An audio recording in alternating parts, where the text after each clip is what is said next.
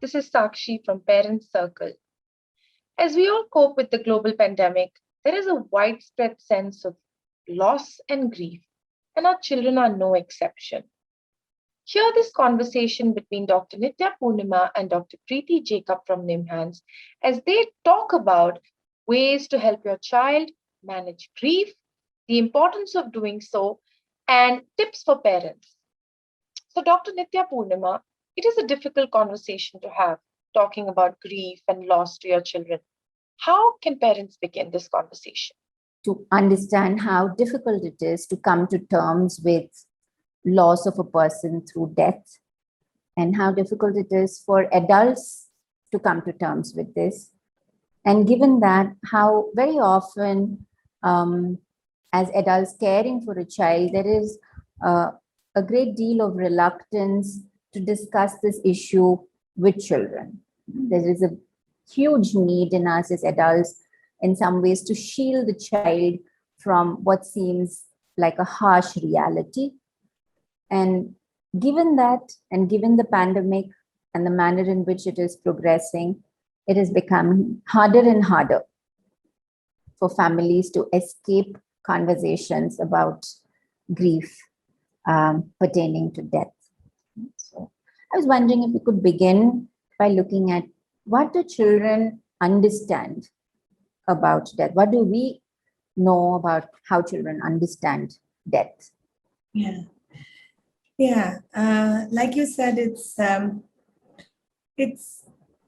as parents, we want only to discuss those things that we feel are happy and that will make the child feel good. And these difficult conversations are often always reluctantly had.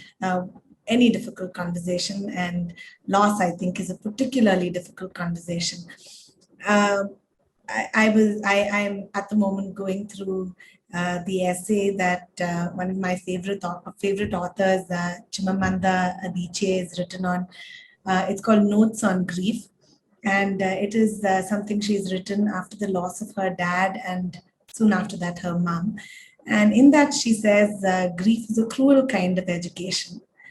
And, in some ways it sums it up for me in that it says it's almost necessary, and there is no good time to have it. But it is that sort, it's a cruel kind of education. In terms of how we know children understand death, at least for the really little ones where they haven't really achieved object permanency, in that sense, we know that something is amiss and there's something wrong in the environment, and someone whom they know and love isn't quite around in the same manner that they were, that the environment isn't what it is. And there is a sense of loss that the child obviously perceives. But because the child doesn't have the kind of language to express himself or herself, I think that we don't know what they know is more like it.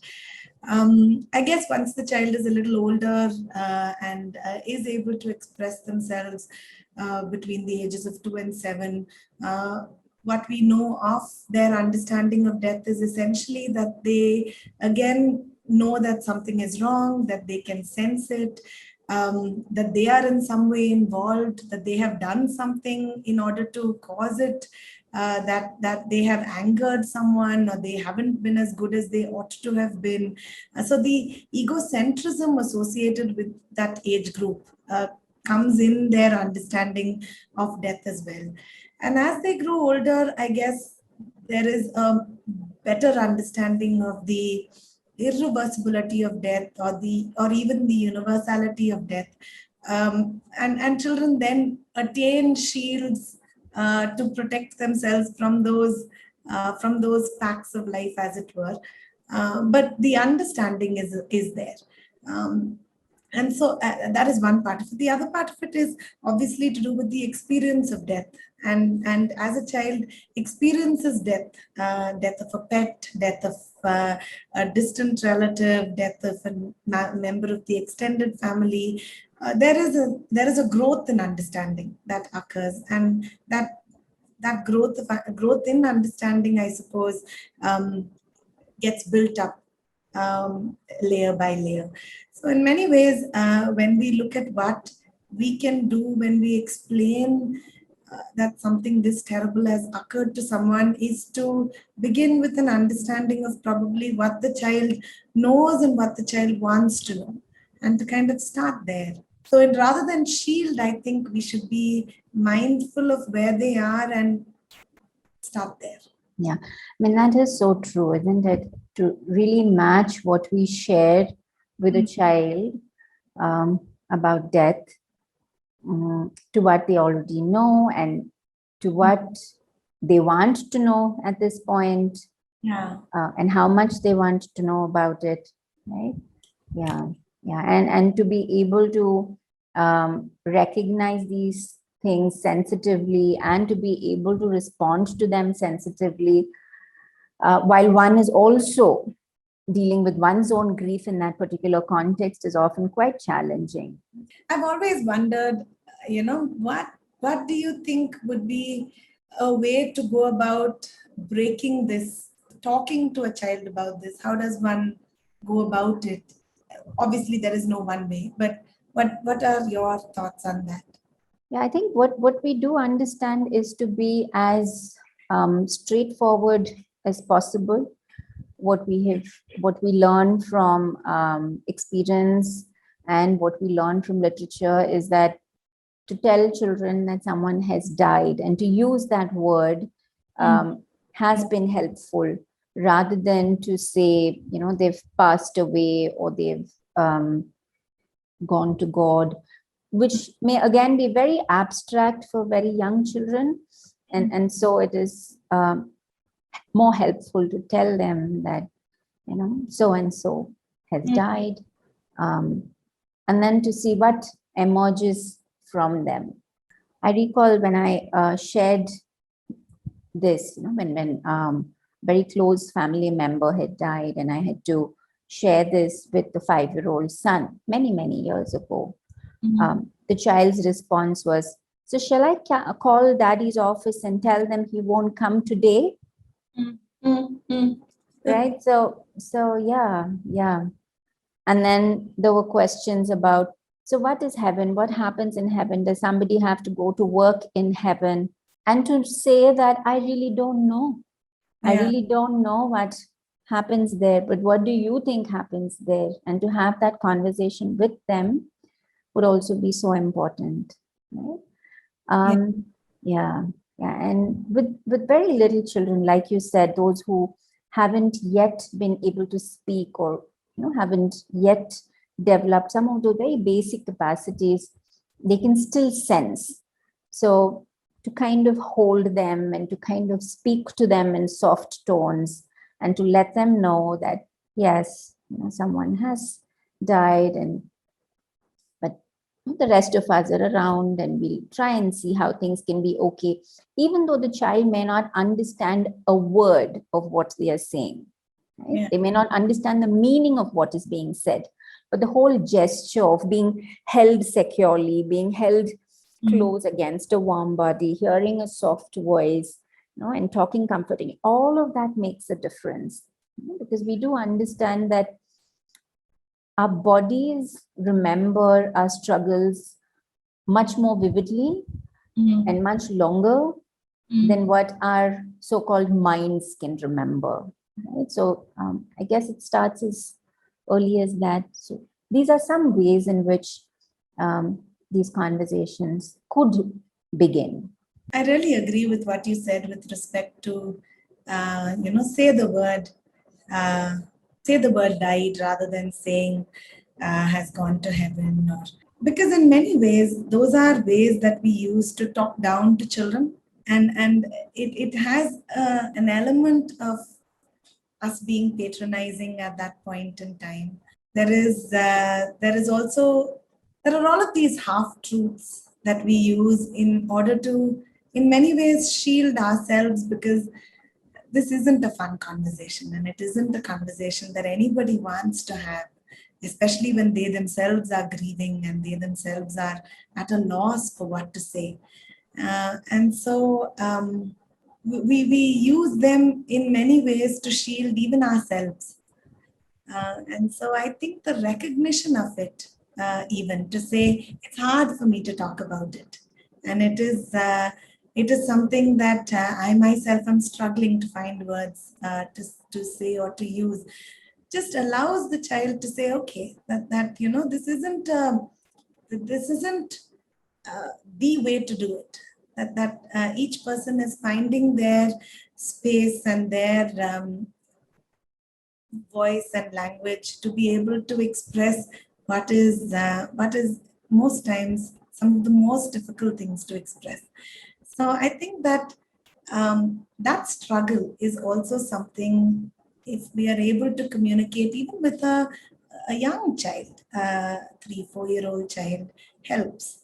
Uh, and I think that's going back to what we said in terms of saying that this is a conversation that must be had in a manner that both parties are genuine in that conversation rather than it just being information that we are giving as a parent. Yeah. Yeah. So to acknowledge how one is feeling and how difficult a time it is for oneself as a parent, even as an adult, is definitely something that is helpful. While we're not saying that it needs to be extreme, where the child sees one wail and cry and be out of control, but to even acknowledge that, yes, this is a difficult time and that we don't know many things and that there is no one right way. Yeah, all of those are so useful. And I mean, we do understand that grief is a process, that it takes its own course. Even in its most typical fashion, it goes on for a fairly long period of time before a person can say, yes, now I've come to terms with this person having died. Yeah. And in a time like this, where there is so much uncertainty, there are constantly newer challenges to health and well-being and safety and life, and where there are constantly news about people dying. What I wonder, what could families do to support children to share what's going on within themselves, and to facilitate that process of grief in as healthy a manner as could be? That's always a tough balance in that sense. I think what helps all of us is to, in many ways, cling to some of the old predictable things in life while navigating through something that is hard to understand. And so I guess at a time like that, it's helpful to stick to some routine, to stick to some kind of features in one's own family that is predictable in that sense. If everybody has breakfast together, to stick with that, or if everybody does an activity together, to stick with that despite the grief. It may not be the same, but the routine of it has, I think, a settling influence on everyone. And so I think that is something that I would look to do, or I would advise the family to do if someone came to me like that. I also think that, and this is something you and I talk about all the time, which is in many ways to actually take care of oneself and to model good self-care. And so one can grieve and one can look forward at the same time. And it shouldn't be that a child is forced to grieve in the way that someone else is grieving. This is something that in our practice we have seen where there is an acute loss of someone really dear and near to someone in the family, and that person sets the tone, and everybody else is forced to follow that set tone. And a younger child or another an adolescent may not be able to follow that tone, and in many ways then it becomes forced, rather than something that they want to do at their own pace and in their own way. So I think that modeling good self-care, looking at ways in which predictability can be maintained to a certain extent, obviously not in the acute aftermath, but I'm talking about in the days that follow, I think are also important in the way that the family is able to. But that I think would help them navigate the space of uncertainty and loss and loneliness and everything else that accompanies the loss of someone. Yes. And I guess what also happens is there are so many memories that flood in of the dead person. So to even have spaces where those memories can be given voice to, Yeah. no matter what kind of memories there are. Like you're saying, sometimes there may be a pressure to say only nice things about the person who has passed on, but sometimes there could be a lot of mixed feelings, particularly in children, no matter what their age. And therefore, giving that space for them to bring out that memory and to see what it holds for them, and give them that space and support to process it in a manner that's helpful for them, rather than dictate this is how one should think about the person who's died, or this is how they must remember. I think all of those are also quite helpful. And many a times, putting together a photo album of their fondest memories, or Yeah. creating a collage of sorts, or creating something in memory of that person Yeah. and dedicating it to them. I think all of these also provide some sort of healing to the wound that death opens up. And I think in those children who are more inclined to allowing them a channel, such as maybe a diary in which they can write on a regular basis, maybe little notes, maybe letters, maybe just their thoughts and feelings, but giving them that channel. Yeah. Or with younger children, even using like a toy telephone and saying, if you were to talk to this person, what would you tell them? What are you hearing them say? All of those can also facilitate healing in some ways, while maintaining the connect with the person who was so dear to them. Right? So I guess on one hand, to accept that the person is no more an active part of their life, Yeah. but that they are always going to be dear in some ways, and they're going to be in their thoughts and feelings and in their mind. I think some of these activities may also facilitate that sense of staying connected while grieving. So true. One of the ways I remember, we had this family, and so every night this mom and the child lost his dad, and so this mom and he was 5 at the time, so they would go up to the terrace, and the mom would say, now you tell your dad whatever you want to tell him. And so this kid would look up and he would say whatever he wanted to say. Today I went for football practice. I mean, of course, in the days when all of that was still there, but yeah, and it was,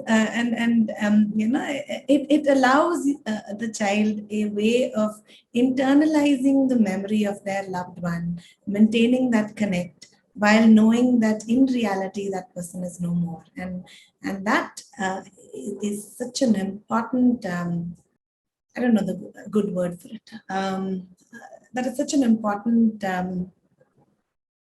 milestone, I guess, to achieve, in terms of being able to acknowledge loss, but carry that person with you.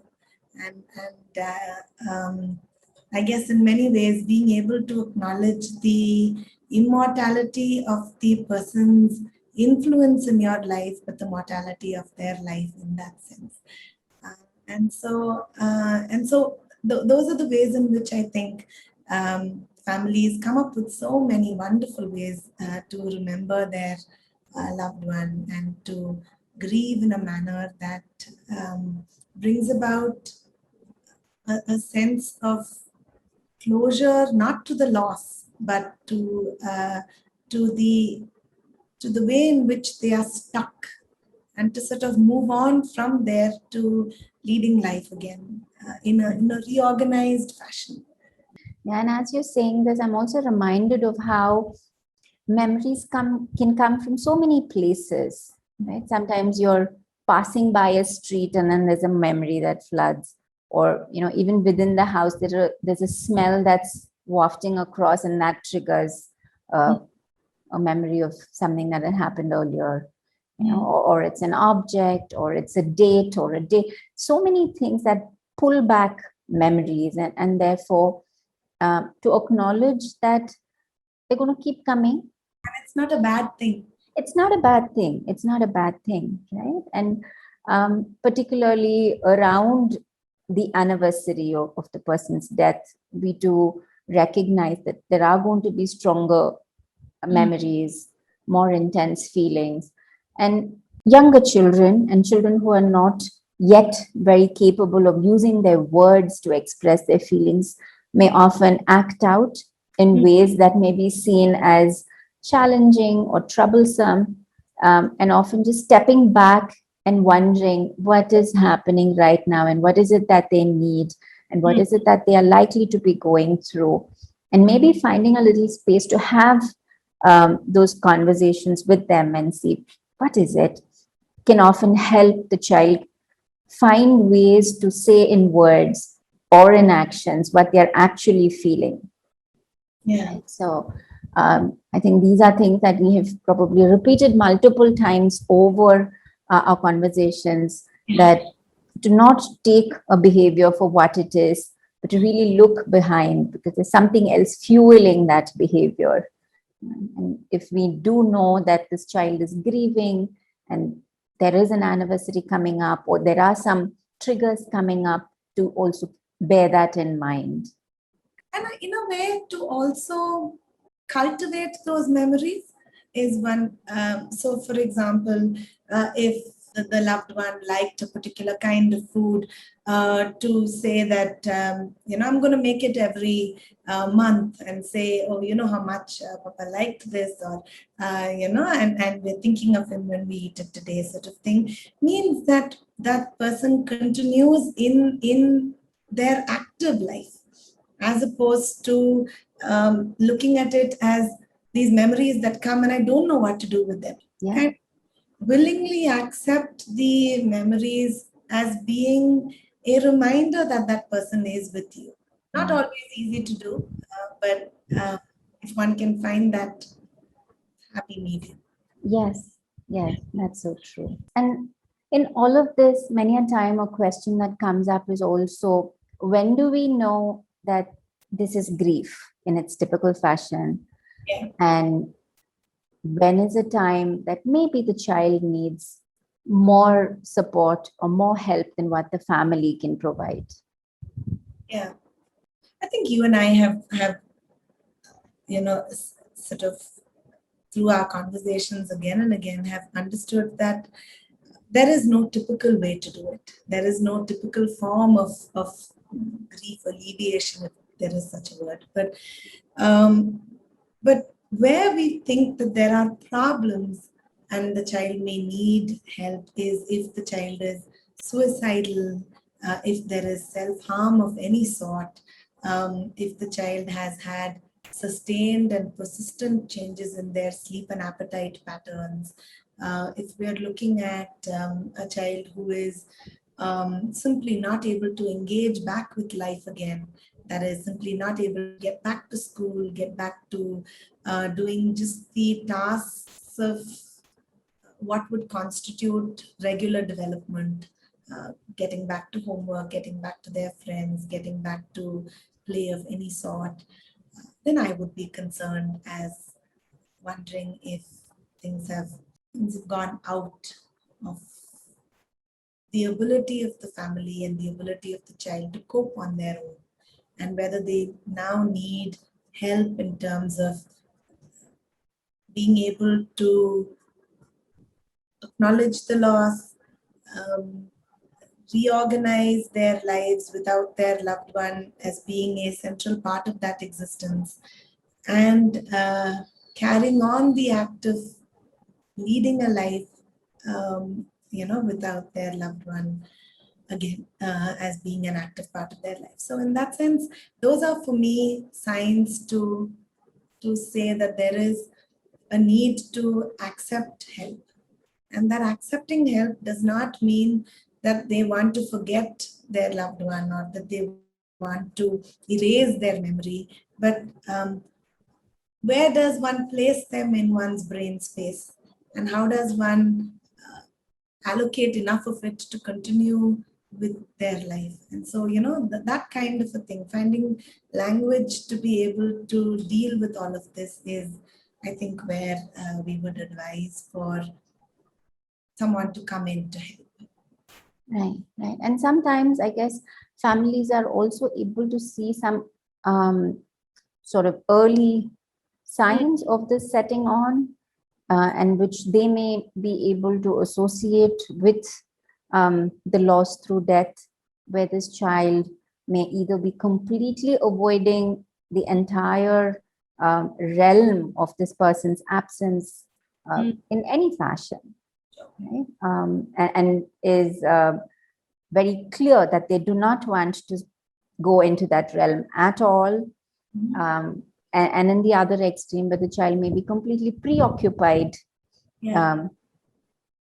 with their loved one's death, where a lot of their engagement is around that area, and it is hard for them to move away from that into any other aspect. So I think in some of these cases, parents or other adults in the family may already be making a connection that maybe this is something that requires additional help.